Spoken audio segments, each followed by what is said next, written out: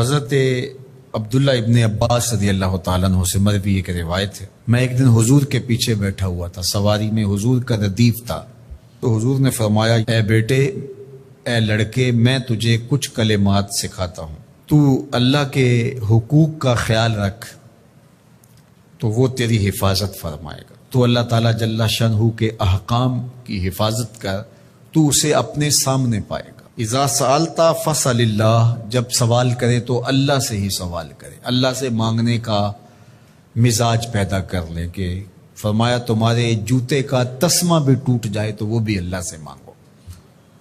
ضرور بازار میں جاؤ دکاندار سے، لیکن حقیقی طلب اللہ سے ہونی چاہیے۔ بات بات پہ اللہ سے سوال کرو، بڑی سے بڑی چیز بھی اس سے مانگو، چھوٹی سے چھوٹی چیز بھی اسی سے طلب کرو۔ ہماری ساری ضرورتوں کا کفیل ہمارا رب، ہمارا مالک ہے۔